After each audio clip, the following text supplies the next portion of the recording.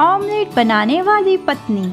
इस मनोरंजक कहानी की शुरुआत शुभोना और उसके पति अमित से होती है। दोनों एक दूसरे के साथ हंसी खुशी एक छोटे से गांव में रहते हैं। कभी लड़ाई तो कभी झगड़ा, कभी एक दूसरे को प्यार जताना। इस तरह विवाह को पूरा 1 साल गुजर जाता है और शुभोना अपने पति से कहती है कि इस बार आप मुझे सालगिरह पर क्या देने वाले हैं। तभी अमित तोहफे में उसे कपड़ों पर इस्त्री करने वाली प्रेस लाकर देता है और कहता है, भाग्यवान, तुम्हें पता है मेरी सेल्समैन में नौकरी लगी है तो मुझे रोज चकाचक नए कपड़े पहनने होंगे। तुम मेरी सारी शर्ट को इस्त्री कर देना। आहा हा हा हा, ये सब तो आपके लिए है, भला इसमें मेरा क्या। तभी अमित कहता है, भाग्यवान तुम देखना, ये इस्त्री हमारी किस्मत बदल देगा। अरे हाँ हाँ, आप और आपके ख्याली पकाओ। दोनों पति पत्नी आपस में बात करते हुए गांव के रास्ते बाजार पहुंचते हैं। ठीक उसी समय एक बड़ी सी गाड़ी अमित को टक्कर मार देती है और वह जख्मी हो जाता है। बेचारी सुमोना पछताती रह जाती है और जल्दी से अपने पति को घर लेकर आती है। वह तुरंत ही पड़ोस के डॉक्टर को भी बुलाती है। डॉक्टर उसे सूचना देती है कि बहुत देर हो चुकी है, तुम्हारे पति के शरीर का निचला हिस्सा पूरी तरह से बर्बाद हो गया है। अगर जल्द ही ऑपरेशन ना कराया गया तो वह जिंदगी में कभी चल नहीं पाएगा। फिलहाल मैं तुम्हें कुछ दवाइयाँ लिखकर दे रहा हूँ, लेकिन ध्यान रखना ऑपरेशन जल्द से जल्द होना चाहिए। सुमोना की जिंदगी तो मानो पल भर में जैसे आग में बदल जाती है। वह डॉक्टर से पूछती है, डॉक्टर साहब आपकी फीस कितनी हुई। तभी डॉक्टर कहता है, तुम्हारे जो हालात है मैं उसे समझ रहा हूँ, जब कभी तुम्हारे पास पैसे हो तब दे देना। फिलहाल तुम अपना और अपने पति का ध्यान रखो। आपका बहुत बहुत धन्यवाद। ऐसा कहकर डॉक्टर अपने घर के रास्ते चल पड़ता है। दूसरी तरफ शुमोना बहुत ही दुखी हो जाती है। वह अपने पति के लिए खाना बनाती है और उसे खिलाकर जल्दी से अपने गहने एक बैग में रख देती है। उसका पति लेटे लेटे सोचता है, हे भगवान, अब तुम कहाँ जा रही हो। पत्नी कहती है, मैं इस घर की लक्ष्मी हूँ और मैं आपके स्वास्थ्य को भी ठीक करूँगी और इस घर को भी जला कर दिखाऊंगी। उसका पति मन ही मन सोचता है, हे भगवान, मेरी पत्नी को शक्ति देना। तुरंत ही शुमोना बाजार के रास्ते अपने 2 कंगन और एक हार गिरवे रखकर कुछ पैसे लेती है।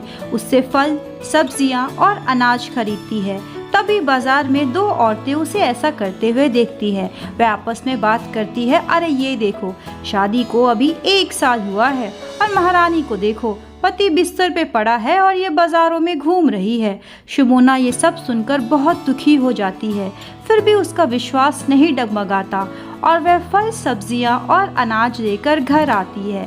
वह आसपास के जंगल से लकड़ियां इकट्ठा करके लकड़ी का एक छोटा सा स्टॉल बनाती है और अपने मजबूत इरादों के साथ वहां एक ठेला लगाती है, जहां वो चावल, कड़ी, राजमा और छोले बनाती है। उसके दुकान पर 2 ग्राहक आते हैं। एक तरफ उसकी हांडी चढ़ी होती है और दूसरी तरफ कढ़ाई। तभी एक ग्राहक कहता है, मुझे जल्दी से ऑमलेट बनाकर दे दो। शुमोना सोचती है कि अरे अब तो मेरे पास चूल्हा ही नहीं है, ऑमलेट किस पर बनाऊं। तभी 2 औरतें आती हैं और उसे कहते हैं, अरे जब तुम्हारे बस का नहीं था तो भला ये ठेला क्यों लगाया। तुम बस अपनी बेइज्जती करवा रही हो, तुमसे कुछ भी नहीं होने वाला है, बंद करो ये सब। तभी शुमोना को कुछ याद आता है। वह याद करती है कि उसके पति ने सालगिरह पर उसे एक इस्त्री दी थी। वह जल्द ही घर के अंदर जाकर उस इस्त्री को लाती है और स्विच में लगाती है। थोड़ा सा तेल डालती है, 2 अंडों को फोड़कर डालती है, प्याज काटती है, गाजर काटती है और उस सब के बाद वह उसे बनाने में लग जाती है। झट से इस्त्री के भाप से ऑमलेट बनकर तैयार हो जाता है। वह थाली में परोसकर अपने ग्राहक को देती है। जैसे ही ग्राहक उसका एक निवाला खाता है, वह कहता है, अरे दीदी, वाह रे वाह, इससे बढ़िया ऑमलेट मैंने पूरे गांव में आज तक नहीं खाया था। फिर क्या था, धीरे धीरे पूरे गांव में शुमोना के ऑमलेट के चर्चे बढ़ जाते हैं। अब तो शुमोना सुबह 5 बजे उठकर अपना ठेला लगाती है, खूब सारे अंडे लेकर आती है और अपनी इस्त्री पर एक के बाद एक अंडे बनाती रहती है। सभी कहते हैं, इससे ज़्यादा स्वादिष्ट ऑमलेट हमने आज तक नहीं खाया था। सभी गांव में उसके ऑमलेट के दीवाने होते हैं। जब वह एक दिन ऑमलेट बना रही होती है तब वही दो औरतें आती है जिसने उसे ताना मारा था।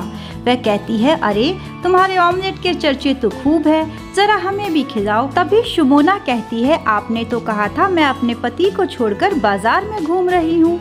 आप एक औरत होकर दूसरी औरत के बारे में इतना खराब कैसे कह सकती है। दोनों औरतें शर्मिंदा होकर दुकान से चली जाती है।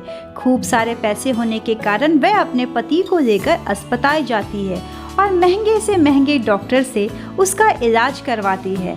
परिणाम स्वरूप उसका पति अपने पैरों पर खड़ा हो जाता है और अपनी पत्नी को कहता है, भाग्यवान तुम इस घर की लक्ष्मी हो, तुमने इतने मुश्किल हालातों में हिम्मत नहीं हारी। समाज के ताने के बावजूद तुमने अपनी मेहनत और कोशिश को जारी रखा। भाग्यवान, मैं बहुत खुश नसीब हूँ कि मैं तुम्हारी वजह से एक बार फिर अपने पैरों पर खड़ा हुआ। उस दिन के बाद से उसका पति भी उसके कारोबार में मदद करने लगा। 1 से 2 और 2 से 4 गांव के हर कोने में उसके ऑमलेट का ठेला चल पड़ा। वह एक ही तरीके से ऑमलेट, पकोड़े और यहाँ तक कि चाउमीन का कारोबार भी करने लगी। लोग दूर दूर से उसके मशहूर इस्त्री वाले ऑमलेट खाने के लिए आते और खूब सारी तारीफें करके जाते। मज़ेदार ऑमलेट, बिरयानी और अंडा करी सभी प्रसिद्ध हो गए। शुमोना के ऑमलेट के चर्चे पूरे बाजार में थे। सुबह से लेकर शाम तक उसका ठेला बस चलता ही रहता। गांव की सारी औरतों के लिए वह एक मिसाल बन चुकी थी। एक दिन वही डॉक्टर उसके पास आया और उसने कहा, शुमोना तुम्हारे ऑमलेट के तो खूब चर्चे हैं, जरा मेरे लिए भी ऑमलेट बना दो।